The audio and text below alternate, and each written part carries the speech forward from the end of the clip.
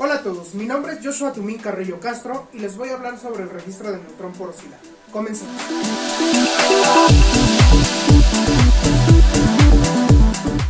Bien, iniciemos definiendo lo que es un registro neutrónico. Este tipo de registros pertenecen a la familia de registros geofísicos que nos ayudan a determinar la porosidad de una formación. Principalmente los registros neutrónicos son utilizados para delinear formaciones porosas y van a responder principalmente a la cantidad de hidrógeno presente en ella.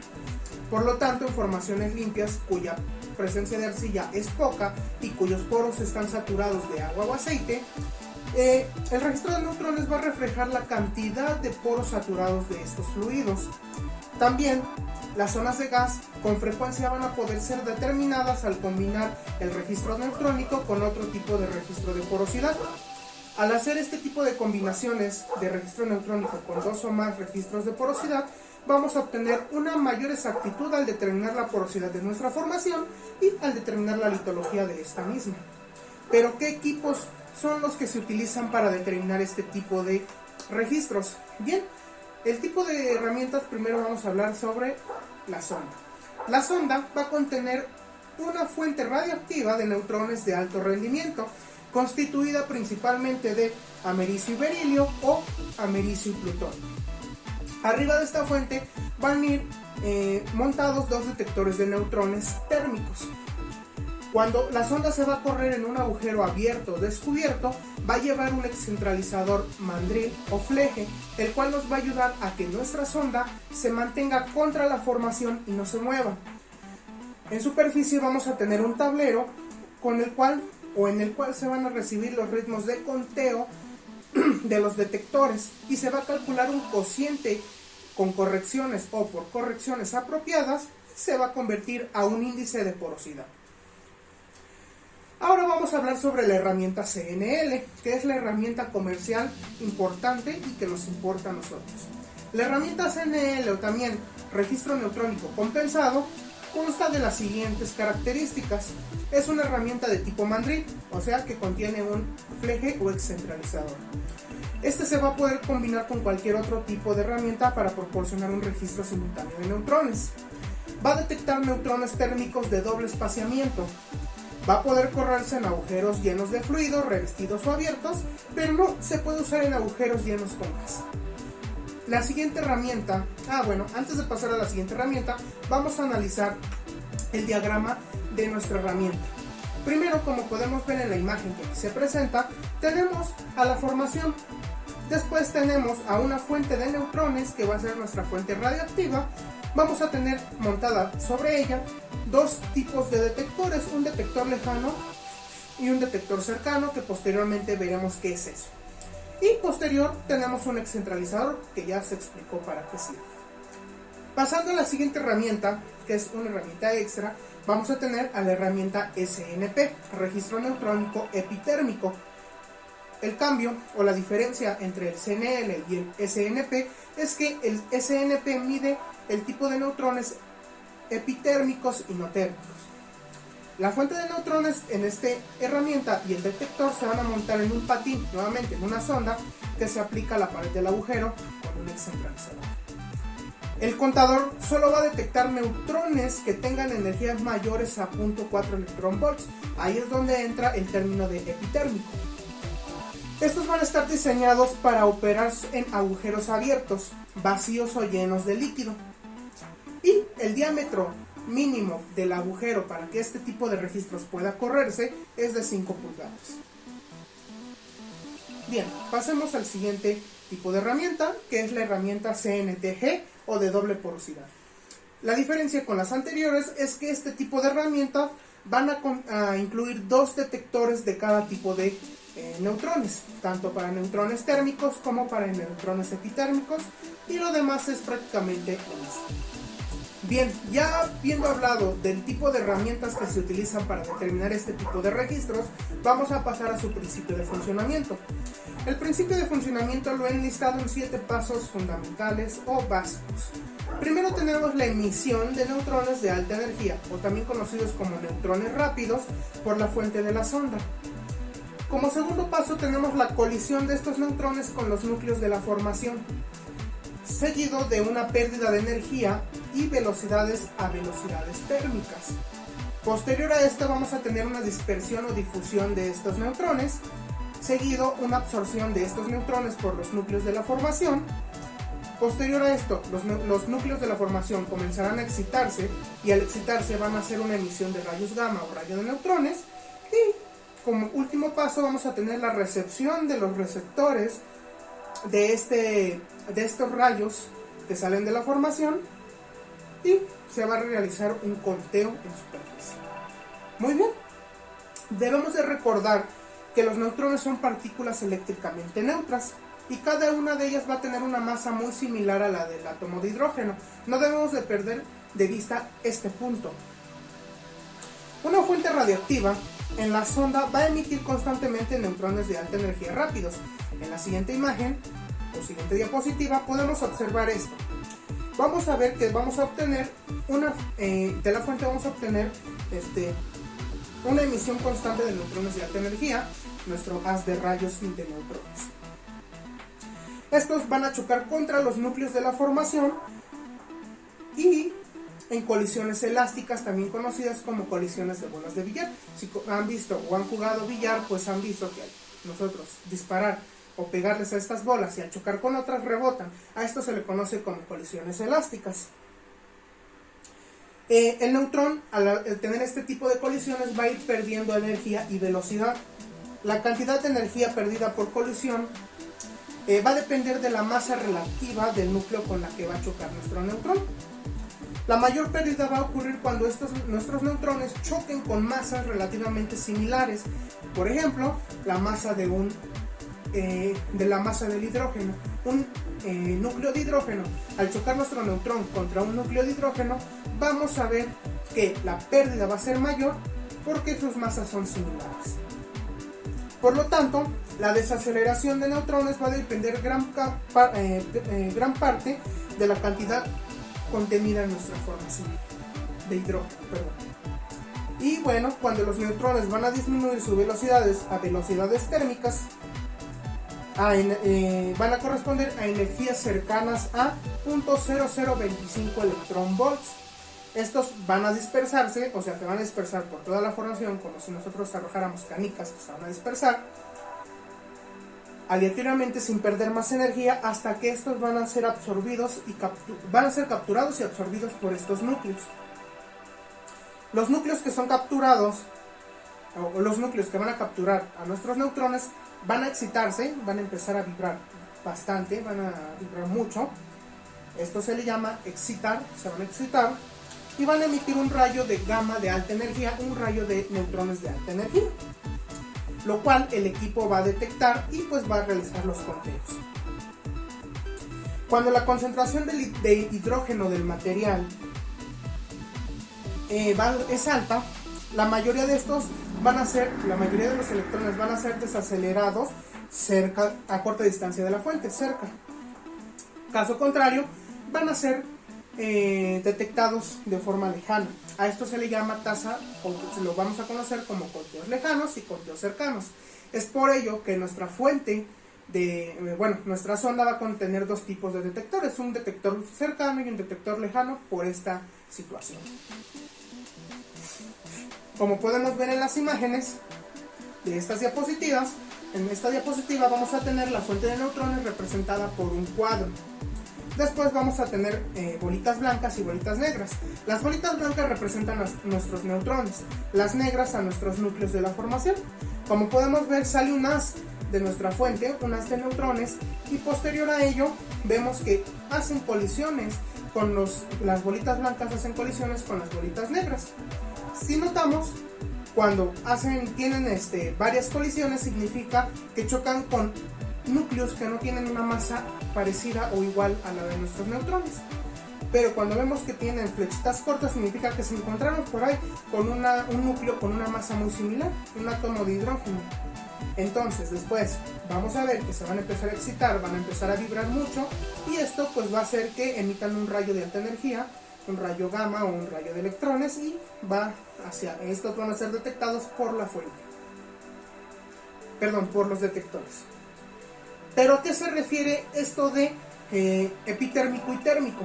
Bien, esto se refiere a la vida o a la etapa de los neutrones. Los neutrones van a tener una etapa de energía distinta. Van a empezar siendo un neutrón, neutrones rápidos, después van a pasar mediante baja su energía, va a bajar su velocidad y por lo tanto van a ir bajando sus etapas. Vamos a tener una etapa intermedia, la etapa epitermal y últimamente la etapa termal. En la siguiente imagen podemos ver lo que les decía. Primero tenemos un caso A, donde hay formaciones con alta concentración de hidrógeno. Podemos ver que tenemos nuestra sonda, el detector, y abajo tenemos una fuente de neutrones. Y nos dice que con poca radiación es la que llega al detector, y muchos de estos rayos gamas van a ser absorbidos antes de llegar al detector. Estas, recuerden, son formaciones con alta cantidad de hidrógeno. Los neutrones son rápidamente desacelerados y capturados cerca de la fuente. Ahí entran el conteo cercano. Caso contrario, en formaciones con baja concentración de hidrógeno, vamos a obtener que va a llegar una radiación considerablemente al detector. Después se van a lograr capturar muchos neutrones en las vecindades del detector. Y posterior a esto vamos a tener que los neutrones van a ser desacelerados con menor rapidez. Estos van a ser detectados por los detectores de conteo lejano. Bien, pero ¿qué datos vamos a obtener nosotros de estas lecturas? Es lo siguiente. Como tal, nuestro registro de neutrón porosidad no determina inmediatamente o directamente la porosidad, sino lo que nos está arrojando es un índice de hidrógeno, la cantidad de hidrógeno almacenada en nuestra formación. Por lo tanto, este hidrógeno, ¿dónde lo vamos a tener contenido? Pues en los poros, y es lo que nos ayuda a determinar la porosidad. Es muy importante tener clara la litología en la cual se está corriendo nuestra herramienta, ya que esta se obtiene mediante un algoritmo que tiene en cuenta la matriz del árbol. Y ahorita vamos a ver esto y lo importante que es. Bien. Y pues bueno, vamos a ver lo que es el índice de hidrógeno. En esta diapositiva yo les estoy presentando lo que es el índice de hidrógeno, cómo podemos determinarlo. Teóricamente, podemos decir que el índice de hidrógeno para agua dulce de formación está definido como 1. Pero vamos a poner y encontrar distintos índices de hidrógeno para distintos tipos de fluidos. Para fluidos en los poros, que vamos a encontrar ya sea agua o hidrocarburos. Para agua vamos a tener que es agua dulce o agua salada, y para hidrocarburos vamos a tener que el índice de hidrógeno va a ser para aceite o gas. El índice de hidrógeno también podemos obtenerlo de las lutitas. Aquí hay que tener en cuenta que si obtenemos lutitas en nuestra formación, vamos a tener porosidades o vamos a tener un índice de hidrógeno cercano al 45%. Y posteriormente vamos a tener que también un índice de hidrógeno para combinaciones químicas, en este caso para el yeso, y vamos a obtener que una porosidad efectiva va a ser igual a 0, pero nuestra porosidad neutrón aparente va a ser del 49%. Entonces aquí hay que tener claro que el cloruro de sodio disuelto ocupa un espacio y por lo tanto reduce la densidad del hidrógeno. En registros de agujero abierto, la formación está generalmente invadida y se considera que el agua de la zona investigada por los registros de neutrones tiene la misma salinidad que el fluido del agujero. En agujeros revestidos, la zona invadida generalmente desaparece con el tiempo y la salinidad del agua es el agua de formación. Los hidrocarburos líquidos van a tener índices de hidrógeno cercanos a la del agua. Sin embargo, el gas generalmente tiene una concentración de hidrógeno considerablemente más baja, que varía con la temperatura y la presión. Y bueno, pues nosotros vamos a poder determinar de distintas formas nuestro índice de hidrógeno para este tipo de hidrocarburos. Podemos ver en esta diapositiva el índice de hidrógeno para, primero para agua salada, condiciones estándar, vamos a decirle así, que es 75 grados Fahrenheit o 21.5 grados Celsius. Y este índice de hidrógeno vamos a poder determinarlo a partir de la siguiente fórmula, donde nos dice que H, índice de hidrógeno, de H2S, que significa agua salada, va a ser igual a 1 menos 0.4 por la P. La P significa concentración de cloruro de sodio. Cuando no tenemos estas condiciones que les mencioné de 75 grados Fahrenheit o 21.5 grados Celsius, vamos a poder obtenerla, el índice de hidrógeno, a partir de la segunda fórmula, que nos dice que la densidad del agua salada por 1 menos la concentración del cloruro de sodio. Para caso de hidrocarburos, el índice de hidrógeno va a poder ser determinado por la tercera fórmula, que dice que el índice de hidrógeno del aceite es igual a 1.28 por la densidad de nuestro aceite. Para hidrógeno, el índice de hidrógeno para gases ligeros es la siguiente fórmula, donde nos dice que el índice de hidrógeno de gas va a ser aproximadamente 2.2 por la densidad del gas, cuando tengamos una densidad del gas menor a 0.25.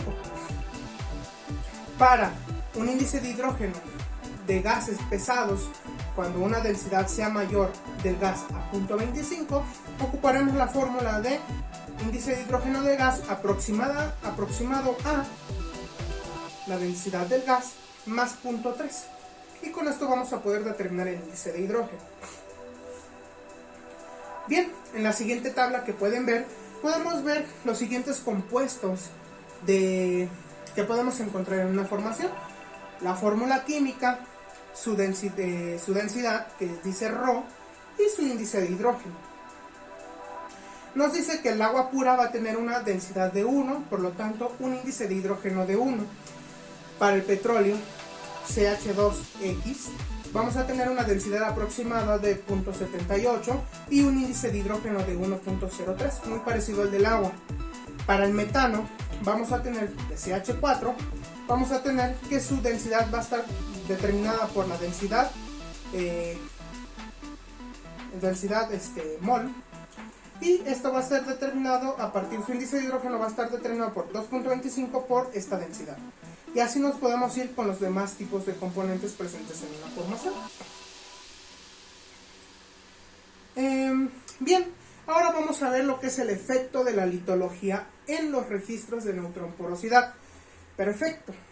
Entonces, recuerdan que yo les dije que debíamos tener claro el tipo de litología sobre el cual se está corriendo nuestro registro neutrónico. Es por esto, las lecturas de todos los registros de neutrones se van a ver afectadas hasta cierto punto por la litología de nuestra matriz de la roca. En los registros CNL, por lo general, van a tener una escala para una matriz de caliza. Hay que tener en cuenta que los registros neutrónicos están calibrados sobre una matriz de caliza. La porosidad para obtener litología se va a obtener de la carta de porosidad 13, que es la que tenemos aquí a un lado. Aquí la podemos ver ampliada y podemos ver que en el eje Y vamos a obtener la porosidad verdadera según la matriz de la roca, y sobre el eje Y vamos a tener la porosidad aparente según la litología. Y podemos ver que tenemos líneas azules y líneas rojas. La línea azul es para el registro o herramienta SNP y la línea roja es para la herramienta CNL. Podemos ver que en la línea negra en medio tenemos a la litología limestone, que es la litología para calizas. Posteriormente arriba tenemos sandstone, que es la curva de sandstone, que es para areniscas, y dolomite para dolomites o dolomitas. Entonces, ¿cómo vamos a hacer nosotros la lectura de este tipo de cartas? Bien, recordemos, nuestro registro CNL está calibrado para matrices de caliza, roca, caliza. Por lo tanto, las lecturas que vamos a obtener están calibradas en ese tipo de matriz. Entonces, lo que tenemos que hacer es ubicarnos en la porosidad aparente sobre el eje de las X. Nos vamos a ubicar en la porosidad que nos está dando el registro. Vamos a trazar una línea hacia la litología que nosotros estamos la litología que hemos determinado de ese rango de profundidad, y después al llegar a esa línea, a esa curva, por ejemplo, digamos nos arrojó un 0 en nuestro registro. Entonces, ¿qué es lo que va a suceder ahora? Nuestro registro nos arroja un 0 de porosidad, pero encontramos que la litología en ese rango de profundidad es para areniscas, sandstone. Por lo tanto, lo que vamos a hacer es ubicarnos en el 0 sobre el eje de las X, subimos hasta llegar a la curva de nuestra litología de interés y de ahí marcamos el punto y nos desplazamos hacia el eje de las Y, donde tenemos nuestra verdadera porosidad ya corregida. Esa es una corrección que se hace. Y por lo tanto podemos ver que no es 0, entonces tenemos aproximadamente un 4 o 5 de porosidad. Por lo tanto, vemos que no es 0. Por eso hay que tener en cuenta la litología sobre la cual se está corriendo la herramienta. Sumamente importante que tengamos eso en cuenta porque eso nos va a poder evitar muchos errores. Ahora vamos a hablar sobre la porosidad del registro neutrónico. Estas, como ya les había mencionado, se van a medir directamente de nuestro registro. No hay cálculos especiales, como en otro tipo de registros, que se hagan en este, sino que se nos arroja inmediatamente una lectura de porosidad de nuestra formación. Lo único que tenemos que hacer pues, es hacer las correcciones de esta porosidad a partir de la litología determinada. Estos pueden derivarse de valores de porosidad aparente de cualquier registro de neutrones, aunque estén sujetos a varias hipótesis y correcciones. Bien, ¿qué respuesta tiene la herramienta? Bueno, este va a tener un indicador de porosidad total. Nuevamente se los indico, ya es un indicador de una porosidad total, aunque no muy confiable. Por eso debemos depender también de los tres tipos de registros de porosidad: neutrón, sónico y de densidad. Es lo mejor para tener una porosidad mucho más exacta. La tasa de conteo absoluto de neutrones no es un buen indicador de porosidad, sino la relación entre las dos tasas de conteo. Nuevamente, cuentas cercanas sobre cuentas lejanas. Recuerden que eso ya lo vimos anteriormente. Una alta relación en esta tasa nos va a indicar una alta porosidad. Una baja relación en esta tasa nos va a indicar una baja porosidad. Y pues podemos ver aquí el gráfico de la respuesta de esta herramienta. Es un gráfico muy sencillo, donde sobre el eje de X vamos a tener la porosidad en porcentaje y sobre el eje de las Y vamos a tener la relación de estas cuentas. Entonces pues simplemente lo mismo. Tenemos las curvas de nuestros distintos tipos de litología a considerar: areniscas, caliza y dolomita. Dolomita encima, caliza en medio y areniscas abajo. Y pues vamos a obtener que pues nada más subimos, determinamos la porosidad obtenida, la ubicamos en el eje de las X, subimos hasta la línea de la litología de interés y nos desplazamos hacia la línea de las cuentas cercanas sobre cuentas lejanas y vamos a obtener esa relación. Viceversa también. Ahora vamos a hablar sobre la presentación del registro. ¿Cómo es que nos va a llegar a nosotros como ingenieros petroleros el registro? Bien, nuestro registro va a venir como en la siguiente imagen, una gráfica. El registro va a venir acompañado de más gráficas. Primero debemos ver, vamos a obtener la profundidad del registro, la profundidad a las cuales están llevando las lecturas, la profundidad de nuestro pozo. Posterior a esto vamos a obtener el registro de rayos gamma, después el de resistividad y por último vamos a obtener en el tercer carril, siempre va a estar ubicado en el tercer o segundo carril, los registros de porosidad. En este caso vemos el de porosidad y el de neutrón. Porosidad en negro y neutrón en rojo. La imagen, como les pongo aquí abajo, es meramente informativo, ya que presenta errores, pero pues es una buena ilustración. El registro tiene una escala lineal, no tiene una escala logarítmica, por lo tanto debemos estar tranquilos, se lee lineal. La lectura se hace de derecha a izquierda. Debemos de tener cuidado, porque podemos presentar errores o obtener errores al hacer una mala lectura. Entonces, recordemos, el registro se lee de derecha a izquierda. La unidad del registro va a estar dada en fracción o en porcentaje. No hay otro tipo de unidad para este tipo de registros.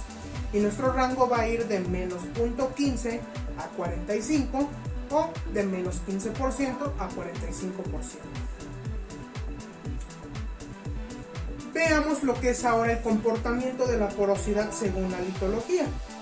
Aquí vamos a ver en esta imagen que tenemos aquí en esta diapositiva, podemos observar cómo se va a comportar nuestra porosidad según la litología. Tenemos el registro de neutrón, tenemos los distintos tipos de litología, shale, que recordemos shale es arcilla, tenemos cuarcita, arenisca, limolita, dolomita, nuevamente tenemos arcilla y luego tenemos areniscas y otra vez tenemos arcilla. Y podemos ver que tenemos una escala de neutrón porosidad en unidades de porcentaje. Y nos está diciendo que si presentamos un shale, recuerden que shale o arcillas, yo les había dicho que cuando tenemos presencia de arcillas, nuestra porosidad o nuestro índice de hidrógeno va a ser aproximadamente del 45%, y pues esto prácticamente nos está confirmando. Cuando llegamos a una litología de cuarzo, la porosidad real va a ser de 0, pero nos va a marcar que una porosidad neutrón de -2, aunque por definición sabemos que la porosidad no puede ser menor a 0 y mayor a 1, pero el registro nos está arrojando una porosidad negativa y nosotros nos preguntamos ¿por qué pasa esto? Nuevamente se los contesto, porque el registro está calibrado en una matriz de caliza, entonces debemos tener cuidado y no asustarnos. Por eso es que se debe de hacer después una corrección de estas lecturas. Bien, después tenemos que para areniscas tenemos una porosidad real de 10%, pero una neutrón de 6.5, entonces tenemos esas pequeñas variaciones y así nos podemos ir. Para el registro SNP ya no es muy común usarlo, el más comercial es el CNL, pero pues no cabe de más mencionarlo. Estas lecturas se calculan y se graban nuevamente, igual que el registro CNL, directamente sobre nuestra hoja y viene directamente del registro. Las lecturas son directas. Los valores de porosidad son registrados linealmente en las pistas 4 y 5. Perdón, ahí estuvo un error, es 4 y 5, no 3 y 2. En agujeros llenos de gas solo se requiere la corrección por tamaño de agujero y se hace manualmente utilizando monogramas, como es el que tenemos a continuación. No a continuación, sino anteriormente teníamos un monograma de esas correcciones. La carta porosidad 3 es un tipo de monograma. Y bueno, como ejercicio rápidamente de cómo se hace la lectura de un registro, vamos a la diapositiva número 26. En la imagen que tenemos aquí nos vamos a centrar en el registro de porosidad neutrón. Como podemos ver, va de -15 a 45, esto es en porcentaje. Nosotros lo podemos encontrar en fracción. Entonces, si nosotros queremos hacer la lectura a 7000 pies, nos ubicamos donde está nuestra línea del registro y vemos que está ubicada a 2 cuadritos de izquierda a derecha, pero debemos tener cuidado porque el registro, recordemos, se lee de derecha a izquierda. Cada espacio tiene un intervalo de 6 puntos o de 0.06, va de 6 en 6. Entonces vamos de -15, le sumamos 6, tenemos -9, la primera rayita. Iniciamos en -15, después -9, luego -3, luego la siguiente es 3, la siguiente es 9, siguiente es 15, la siguiente es 21, la siguiente es 27, la siguiente es son 6, 33. Entonces nos está indicando una porosidad del 33%. Ahí hay que tener un poco de cuidado y ir haciendo nuestras lecturas. Lo recomendable es hacer una escala donde ya tengamos puestas las medidas para tener más fluidez a la hora de realizar nuestras lecturas. Bueno, algo muy importante que yo les quería mencionar: si observamos la imagen, vamos a ver que cómo determinar las zonas donde se encuentra gas, aceite o agua. Si vemos, para gas, el registro de neutrones se tiende mucho hacia la derecha, hacia -15. Caso contrario, si observamos el de densidad, se va a tender hacia la izquierda. Esos cruces de ese tipo nos indica que hay posiblemente una zona de gas. Posteriormente vemos que cuando se aproximan mucho estas dos curvas, vamos a obtener una zona de aceite. Todavía cuando tenemos una aproximación mayor, vamos a tener una zona de agua de formación, como lo tenemos marcado aquí. Y bueno, por mi parte eso sería todo. Espero les haya agradado esta presentación, hayan aprendido algo sobre los registros neutrónicos, y sin más me despido de ustedes deseándoles una buena noche, tarde o mañana. Hasta luego.